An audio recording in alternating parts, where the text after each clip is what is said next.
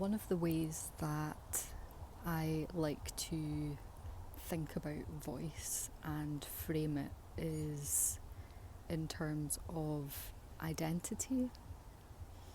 And I've been musing on this idea of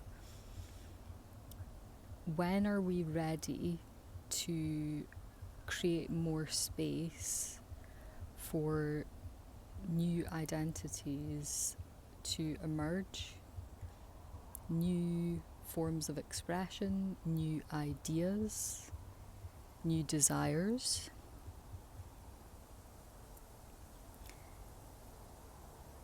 I'm 32,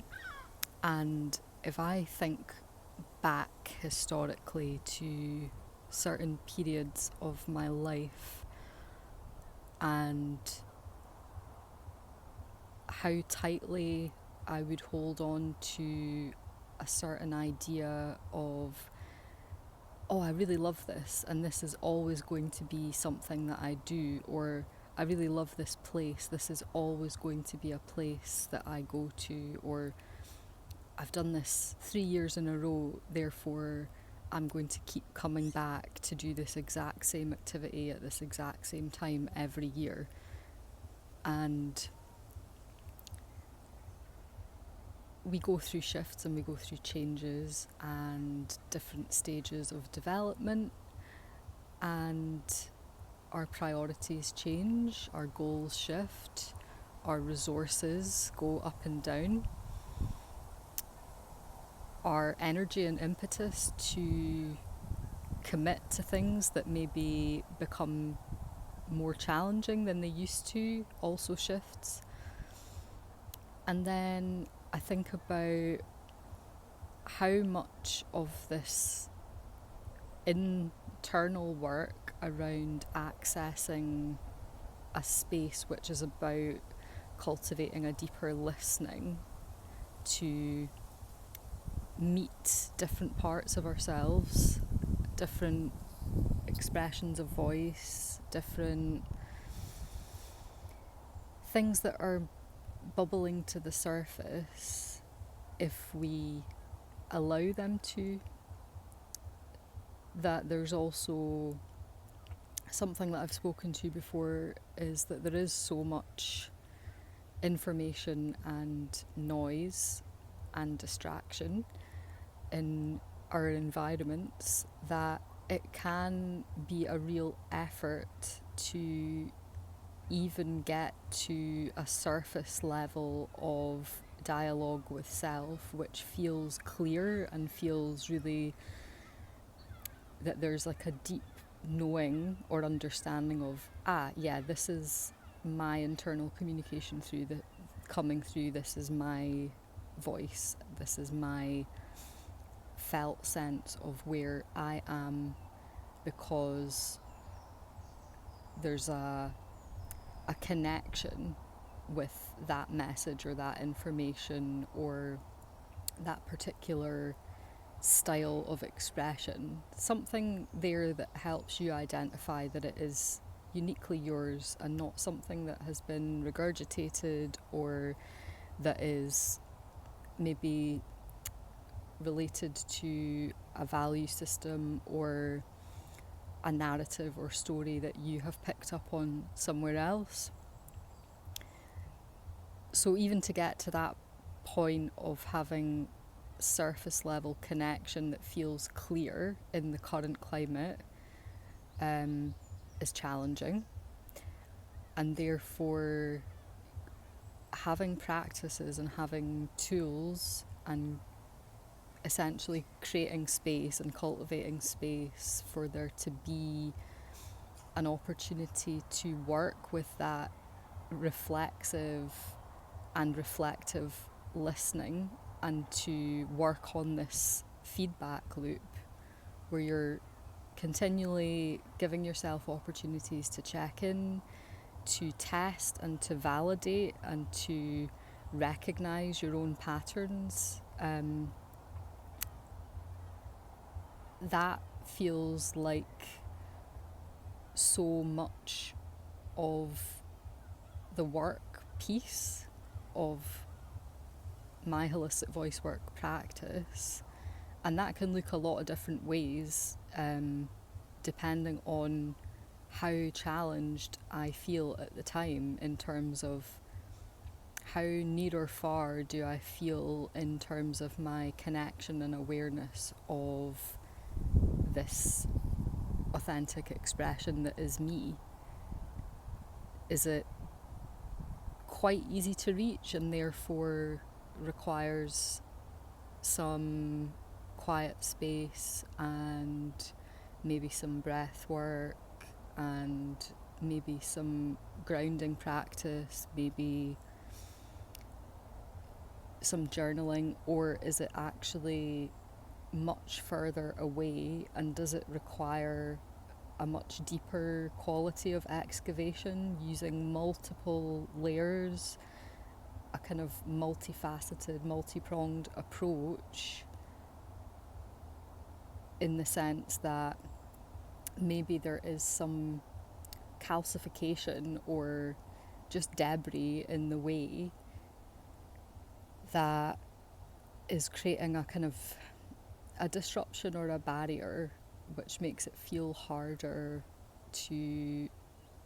get those intuitive, instinctual, internal communications, and for me to feel like, yeah, that rings true right now, or that feels like my idea, my expression, my desire, my ability to articulate how I'm feeling, my level of self-awareness that I can actually voice a physiological pattern and name it and understand where it is and how it is showing up. So it then becomes about working through a process with several steps sequentially, which is where this idea of the vocal journey comes in, because we are initiating a process of self-inquiry and cultivation and development, which has beginning, middle, end, and adapting the length of that journey to suit the depth of inquiry that we're trying to reach, or a particular goal or particular resolution that is also determined by how much time and space and capacity we feel we have. If we're already at a limit or working with resources that feel quite constrained, we simply reduce the complexity, the length of that journey, but it still has all of the steps, all of the components, because it's about a cumulative effect of working from this place of an intentional clarity about where we're trying to go and what we're trying to achieve, to the other side of that, which is the expression piece. So adapting this, once you are working with this framework, with this particular process, it's then about turning the dial up or down. You know, if we're thinking about a master fader, it's like, do I have capacity for a big expedition that is going to require and ask a lot of me, that's going to challenge me, that is going to really take me out of my comfort zone and invite me into exercises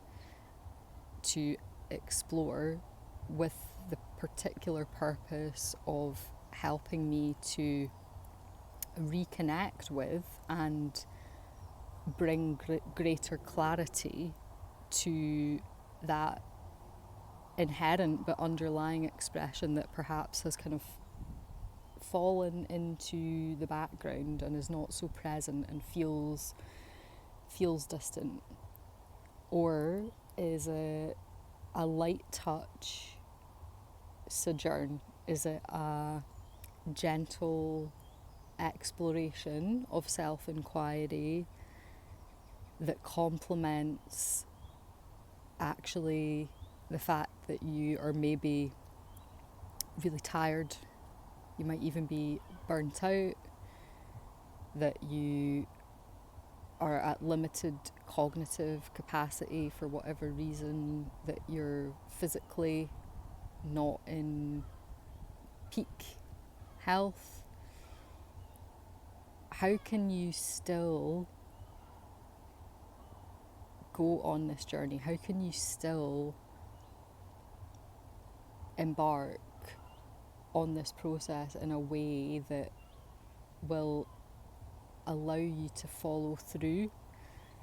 and allow you to experience that gradual unfolding, that quality of deepening awareness, deepening sensitivity to your own cues, and also excavating lessons along the way, because this journey might be a practice that lasts for half an hour, but at the end of that, think about what tools and resources you have worked with and what feedback you get from that, and perhaps what gifts have emerged. They then become fuel for the next time that you step into this practice space. So you have awakened something within you, you have allowed yourself to glean more information. You have more information and knowledge and self-awareness than you did before you started this process and this practice. And cumulatively, over time, think about how that shapes a much wider direction of travel, because you're already used to and have worked this muscle of moving in a kind of spiral fashion from the inside to the outside, inside to outside, but also that there has been lateral movement as well. There has actually been progression and stepwise movement along this much bigger pathway, depending on what your current trajectory is in life and where you're trying to get to.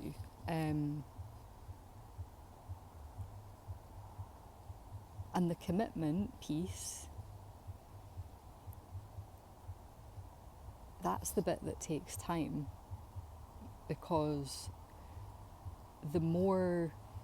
challenged we feel, the more disconnected we feel from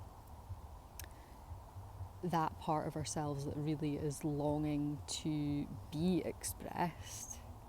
the harder it can feel to actually initiate this process of exploration, because it brings with it all of the possible guilt, shame, self-criticism about why we've left it so long, or why things are difficult, or what it is that has created a disruption or caused us pain. And that's the bit that does start to lose its power the more we come into working with this as a regular practice.